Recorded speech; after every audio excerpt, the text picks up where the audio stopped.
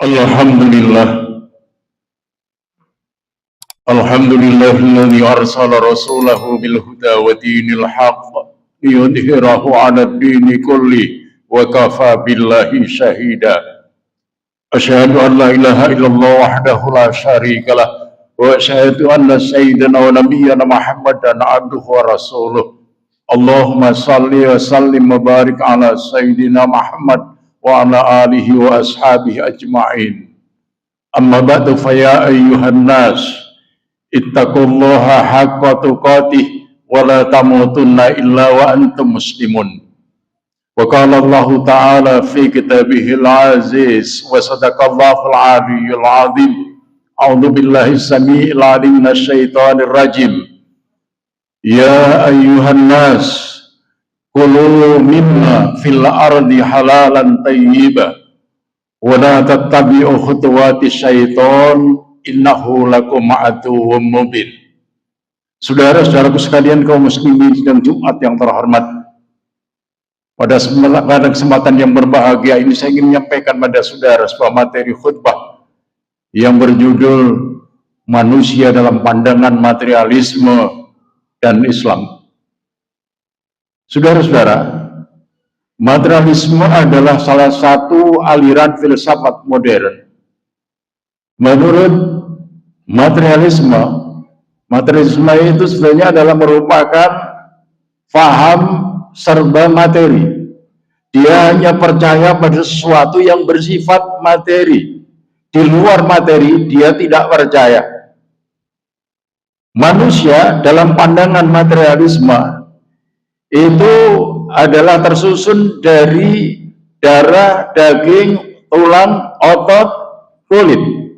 Sama dengan binatang, sama dengan sapi, sama dengan kambing.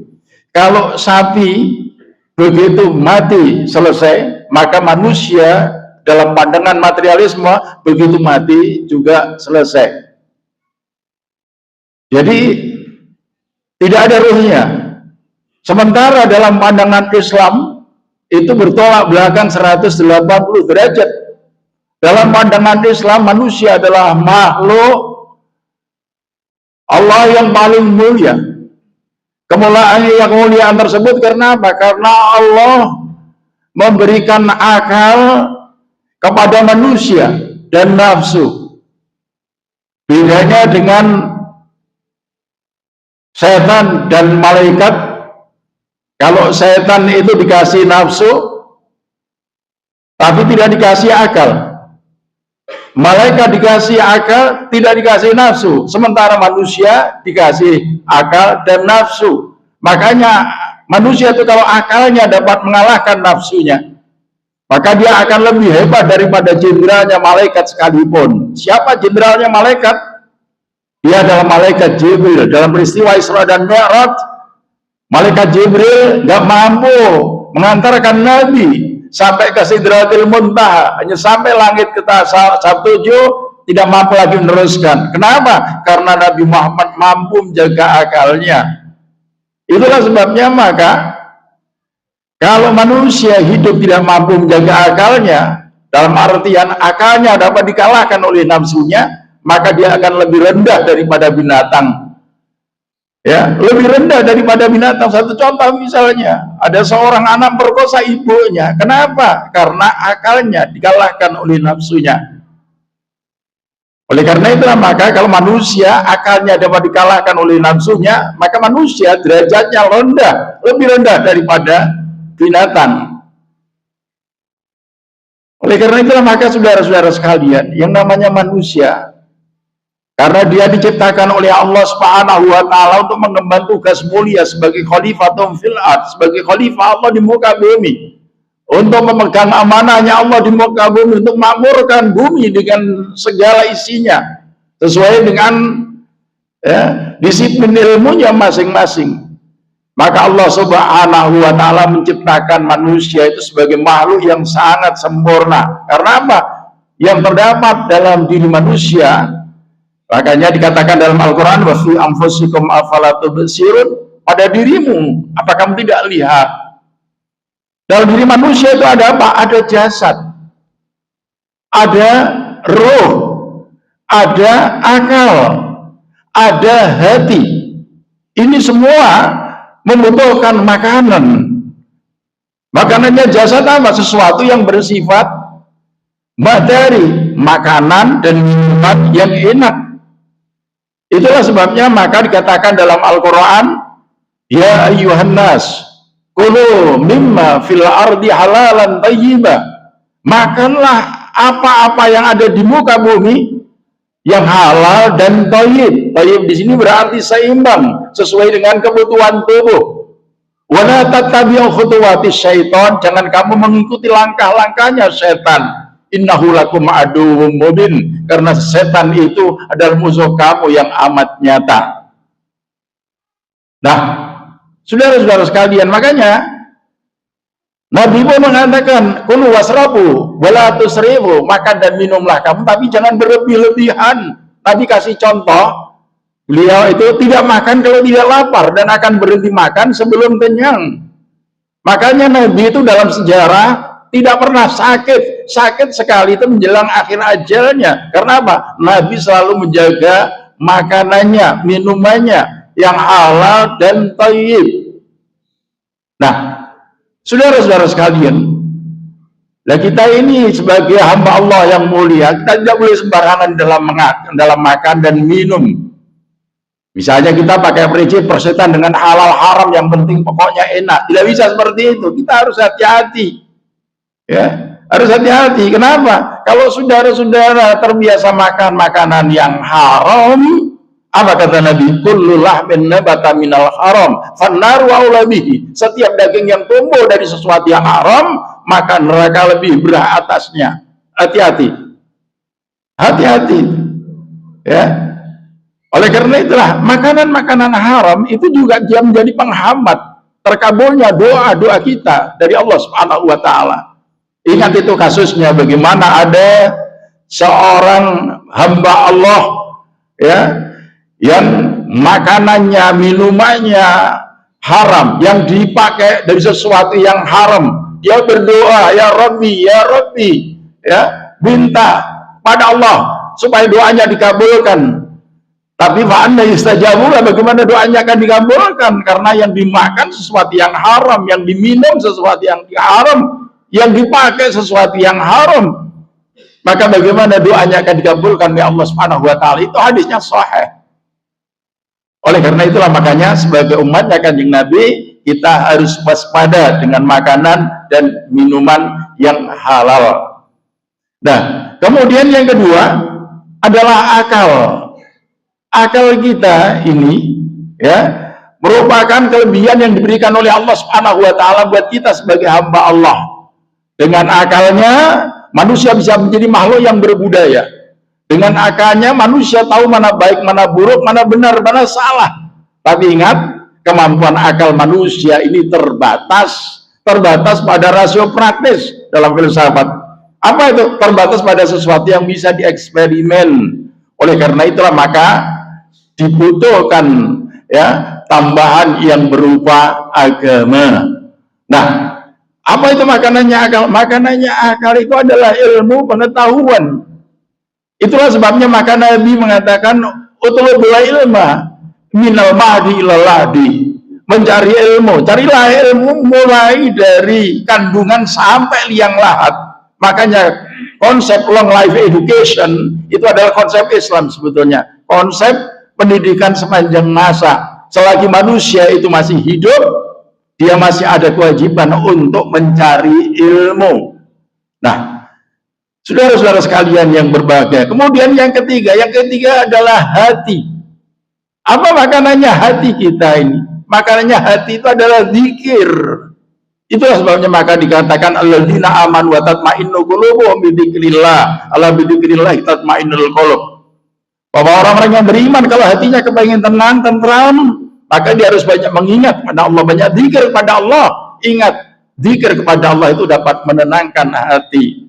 Nah, oleh karena itulah maka saudara-saudara sekalian, kalimat-kalimat zikir yang diajarkan oleh baginda Rasulullah Muhammad SAW itu kalau kita laksanakan ya dalam kehidupan kita sehari-hari, yang pertama Yang jelas itu akan mengangkat derajat kita di hadapan Allah Subhanahu wa taala. Yang kedua, itu akan menghapus dosa-dosa kita. Satu contoh misalnya, dzikir la ilaha illallah. Ya, apa kata Nabi? Maka akhiru kalami la ilaha illallah dakhala jannah. Barang siapa yang di akhir ucapannya dia bisa mengucapkan la ilaha illallah, maka masuklah dia ke surga. Nah, ingat, surga itu dibuat juga karena la ilaha illallah. Sementara ya, neraka itu dibuat juga buat orang-orang yang menolak kalimat la ilaha illallah. Makanya setan pernah mengucapkan bahwa aku hancurkan, aku binasakan manusia dengan dosa-dosa, tapi manusia menghancurkanku dengan zikir la ilaha illallah dan astagfirullah. Masya Allah. Oleh karena itu makanya zikir la ilaha illallah dan astagfirullah itu ternyata itu dapat menghancurkan setan. Itu yang paling ditakuti setan itu dua itu, la ilaha illallah dengan astagfirullah. Dan lagi banyak zikir-zikir yang lain. Ya, makanya dikatakan afdalul dzikri la ilaha illallah wa afdalud du'a alhamdulillah. Zikir yang paling utama adalah la ilaha illallah, tapi doa yang paling utama adalah alhamdulillah. Oleh karena itulah maka saudara-saudara sekalian, banyak kalimat-kalimat zikir, apalagi buat kita yang sudah di atas umur 40 tahun, ya, 40 tahun, bahkan ada yang 60 tahun ke atas, wis mampu lemah. Yang sangat dianjurkan adalah zikir-zikir yang banyak menuntun kita untuk banyak mengucapkan tasbih, banyak mengucapkan tahmid, banyak mengucapkan tahlil, dan banyak mengucapkan takbir. Makanya ya, di dalam ayat Quran surat An-Nasr dikatakan idza jaa nasrullahi wal fath wa ra'aitan nasa yadkhuluna fi dinillahi afwaja fasabbih bihamdi rabbika wastaghfir innahu kana tawwaba. Artinya apa? Idza jaa nasrullahi wal fath, apabila telah datang pertolongan Allah dan kemenangan, wa ra'aitan nasa yadkhuluna fi dinillahi afwaja, dan kau melihat manusia berbondong-bondong masuk Islam, fasabbih bihamdi rabbika wastaghfir, maka bertasbihlah kepada Tuhanmu dan mohon ampun kepada Tuhanmu, innahu kana tawwaba, sungguhnya dia itu maha menerima taubat hamba-hambanya. Itu kalau menurut seorang mufassir Ibnu Abbas, beliau mengatakan turunnya ayat itu menunjukkan bahwa ajal Nabi sudah dekat, makanya sangat dianjurkan untuk banyak mengucapkan ya tasbih, kemudian tahmid, tahlil, dan takbir. Makanya kalimat zikir yang paling ada 4 kalimat yang paling disukai oleh Allah Subhanahu wa taala. Ya, arba'u kalimatin ahabbillahi taala. Apa itu? Subhanallah walhamdulillah wala ilaha illallah wallahu akbar. Makanya pernah dalam peristiwa Isra dan Mi'raj Nabi Muhammad itu ketemu dengan malaikat, dengan Nabi Ibrahim. Pada saat itu apa kata Nabi Ibrahim? Ya Muhammad, sampaikan salamku pada mereka. Ya, sampaikan kepada mereka bahwa surga itu sangat luas dan indah, airnya sangat jernih, ya, daun-daunnya sangat hijau, buah-buahnya sangat ranum. Ingat, tanaman-tanaman surga itu adalah subhanallah walhamdulillah wala ilaha illallah wallahu akbar. Oleh karena itulah maka perbanyaklah zikir itu. Nah, saudara-saudara sekalian, yang keempat yang jadi unsur pokok manusia apa? Ruhnya. Karena hakikat manusia dia ruhnya. Jasad sendiri itu mengalami mati, tapi roh manusia tidak pernah mengalami mati. Dari alam arwah ya pindah ke alam dunia. Setelah manusia itu mati, roh manusia pindah ke alam kubur. Setelah kiamat, roh manusia pindah ke alam akhirat. Jadi roh manusia itu abadan abadah. Makanannya roh apa? Makanannya roh itu adalah rasa. Jadi rasa cinta kepada Allah Subhanahu wa taala. Rasa rindu kepada Allah Subhanahu wa taala, itulah makanan roh. Kenapa? Di saat roh masih berada di alam arwah, ketika mau dimasukkan ke dalam jasadnya manusia, pada saat itu roh manusia sudah disumpah, alastu birabbikum, bukankah aku ini Tuhanmu? Qalu bala syahidna, betul ya Allah, engkau adalah Tuhan kami dan kami menjadi saksi. Maka makanannya ruh itu adalah rasa cinta, rasa rindu kepada Allah Subhanahu wa taala yang pernah dikenalnya waktu berada di alam arwah. Oleh karena itulah makanya saudara-saudara sekalian, di dalam Al-Qur'an itu dikatakan ya bahwa alladzina amanu, sungguhnya orang-orang yang beriman asyaddu hubbalillah. Orang-orang yang beriman itu kecintaannya begitu besar kepada Allah Subhanahu wa taala. Karena kecintaannya begitu besar pada Allah Subhanahu wa taala, maka diperintahkan apa oleh Allah dia taat, dilarang oleh Allah apa saja dia manut. Kenapa? Karena kecintaannya begitu besar kepada Allah Subhanahu wa taala, karena dia selalu rindu akan bertemu dengan Allah Subhanahu wa taala. Oleh karena itulah maka kalau kita lihat bagaimana pandangan materialisme dengan pandangan Islam itu sangat kontradiktif 180 derajat ya. Sementara materialisme itu sudah berkembang ke seluruh dunia ya, menjadi ateisme. Tidak, teisme itu Tuhan, tidak ada Tuhan, yang akhirnya di Indonesia jadi PKI itu. Sementara Islam itu agama yang dibawa oleh para rasul, mulai dari Nabi Adam sampai kepada Nabi Muhammad SAW ya, semuanya membawa inti ajaran tauhid, mengisahkan Allah Subhanahu wa taala, la ilaha illallah, tidak ada Tuhan kecuali Allah.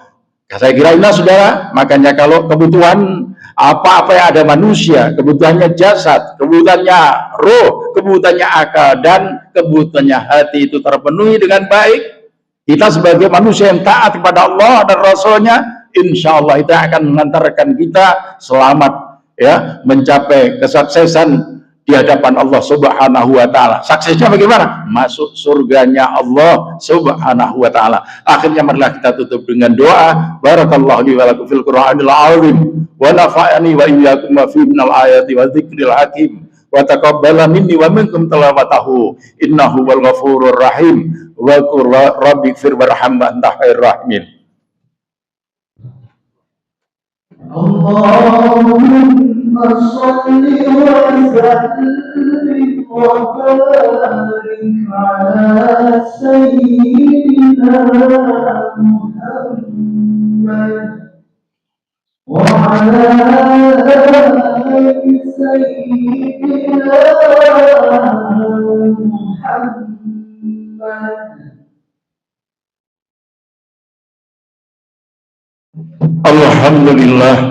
Alhamdulillah wahidis samad alladzi lam yalid wa lam yulad wa lam yakul lahu kufuwan ahad. Asyhadu an la ilaha illallah wahdahu la syarikalah wa asyhadu anna sayyidana wa nabiyyana Muhammadan abduhu wa rasuluh. Allahumma salli wa sallim wa barik ala sayyidina Muhammad wa ala alihi wa ashabihi ajma'in. Amma ba'du fa ya ayyuhan nas ittaqullah wa alamu annallaha yuhibbul muttaqin. Ma'asyiral muslimin rahimakumullah. Baginda Rasulullah Muhammad sallallahu alaihi wasallam bersabda bahwa kullu ummati yadkhulunal jannah illa man aba. Qila wa may ya'ba ya Rasulullah? Qala man ata'ani yadkhulul jannah wa man asani faqad aba. Jadi Rasulullah sallallahu alaihi wasallam bersabda bahwa kullu ummati yadkhulunal jannah, semua umatku itu besok akan masuk surga. Illa man aba, kecuali orang yang enggan. Gila, wa may ya'ba. Para sahabat bertanya, siapa orang yang enggan masuk surga itu ya Rasul? Qala man ata'ani yadkhulul jannah. Barang siapa yang taat kepadaku pasti dia akan masuk surga. Wa man asani faqad aba. Dan barang siapa yang tidak taat kepadaku maka dialah orang yang enggan masuk surga. Mudah-mudahan kita ini tercatat sebagai orang yang taat dan patuh kepada Allah dan baginda Rasulullah Muhammad sallallahu alaihi wasallam, dan insya Allah kita semua berada di surganya Allah Subhanahu wa taala. Akhirnya innallaha malaikatahu yusholluna 'alan nabi ya ayyuhalladzina amanu shallu 'alaihi wa sallimu taslima. Allahumma salli wa sallim wa barik ala sayyidina Muhammad sayyidil mursalin wa ala alihi wa ashabihi ajma'in warda annahum birahmatika ya arhamar rahimin. Allahumma fir lil muslimin wal muslimat wal mu'minin wal mu'minat innaka sami'un qaribun mujibud da'wat ya qadiyal hajat. Allahumma raham mata sayyidina Muhammad, Allahumma ansur mata sayyidina Muhammad, Allahumma aslih mata sayyidina Muhammad, Allahumma ansur man nasraddin wahdun man haddal muslimin. Allahumma adfa'anna al-bala wal waba wal fahsya wal munkar wasyuf wal muhtalifat saddat wal mihan ma dhahara min hamabatan ambaladina Indonesia khassa wa an sa'idil buludanil muslimin amma innaka ala kulli syai'in qadir. Rabbana taqabbal minna innaka antas samiul alim wa tub alaina innaka antat tawwabur rahim. Rabbana atina fid dunya hasanah wa fil akhirati hasanah wa qina adzabannar. Walhamdulillahi rabbil alamin. Ibadallah, innallaha ya'muru bil adli wal ihsan wa ita'i dzil qurba wa yanha 'anil fahsya'i wal munkari wal baghi ya'idukum la'allakum tadhakkarun wa la dzikrullahi akbar.